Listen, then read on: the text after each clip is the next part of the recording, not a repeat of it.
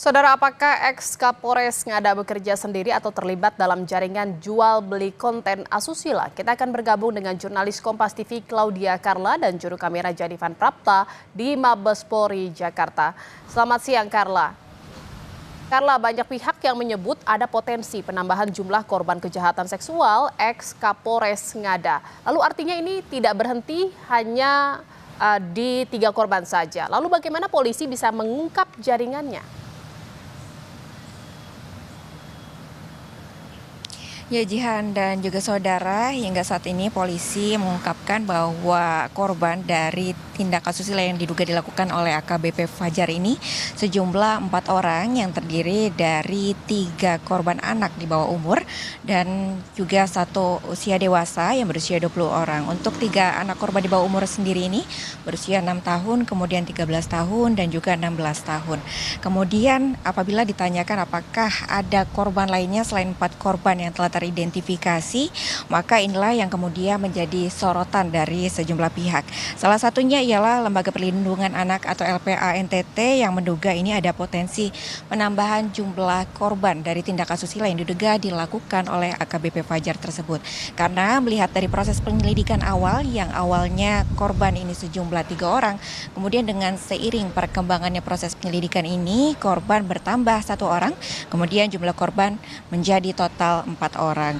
Dan hal inilah yang kemudian juga disoroti oleh Komisi Perlindungan Anak Indonesia atau KPAI yang meminta polisi agar mengusut tuntas kasus ini dan untuk mendalami apakah ada korban-korban lainnya di luar 4 korban yang telah teridentifikasi tersebut.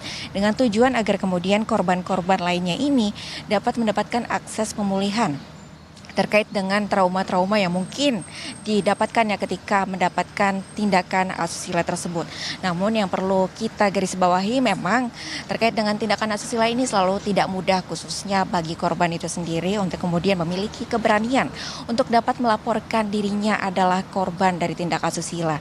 Inilah yang kemudian harus menjadi concern semua pihak agar kemudian dapat mendukung dari korban tersebut itu sendiri untuk kemudian potensi korban ini dapat memberanikan dirinya untuk kemudian juga melaporkan dirinya bahwa dirinya adalah korban dari tindak asusila tersebut. Tentunya di luar dari pihak polisi yang juga harus melakukan pengembangan terkait dengan potensi-potensi dari korban yang kemudian berpotensi untuk ada lagi selain dengan 4 korban yang telah teridentifikasi tersebut.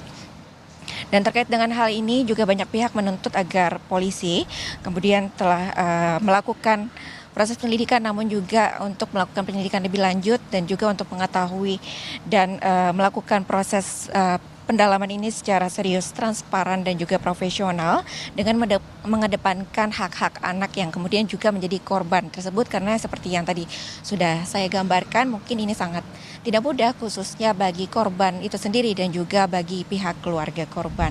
Dan terkait apabila ditanyakan apakah ini dilakukan oleh AKBP Fajar sendiri atau justru ada pihak lainnya atau justru ini malah sindikat, inilah juga yang kemudian menjadi sorotan dari sejumlah pihak. Salah satunya ialah dari Lembaga Perlindungan Anak LPA NTT yang juga menduga bahwa ini tidak mungkin dilakukan oleh 1 orang saja, mengingat ini secara peristiwanya tersebut AKBP Fajar ini tidak hanya melakukan tindakan asusila tapi juga merekam dan kemudian menjual rekaman tersebut kepada salah satu situs yang ada di Australia. Jika mendengar kata menjual ini maka yang kita ingat ataupun yang tidak jauh dengan kata menjual ini berarti akan ada motif ekonomi di baliknya. Nah, inilah kemudian yang menjadi dugaan bahwa hal ini tidak dilakukan oleh 1 orang saja. Ini juga yang dikatakan oleh kriminolog FISIP UI yaitu Adrianus Meliala yang yakin bahwa pelaku ini tidak bekerja sendiri karena ini tidak mungkin diedarkan dalam 1 grup saja. Ia juga mengungkapkan bahwa ini kemungkinan ada motif ekonomi di baliknya, apakah kemudian ada pihak-pihak yang menampung video tersebut ataupun menjadi penyalur video tersebut dan menjadi perantara ke Australia. Nah, inilah yang kemudian masih didalami oleh pihak polisi. Dan juga Adrianus ini menduga kemungkinan lainnya ini ada komunitas yang kemudian memiliki kesamaan preferensi begitu ya. Kemudian untuk saling mungkin bertukar foto ataupun video tersebut kemudian dan ini berarti ada jaringan di baliknya. Inilah yang kemudian menjadi PR bagi polisi untuk segera diungkapkan.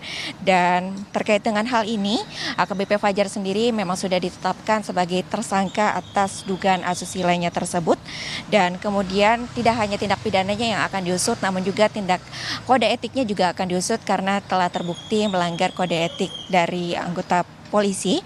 Dan juga nantinya untuk sidang etik ini sendiri akan dilakukan pada tanggal 17 Maret 2025. Demikian, kembali ke studio. Terima kasih atas laporan Anda, jurnalis Kompas TV Claudia Carla dari Mabes Polri Jakarta.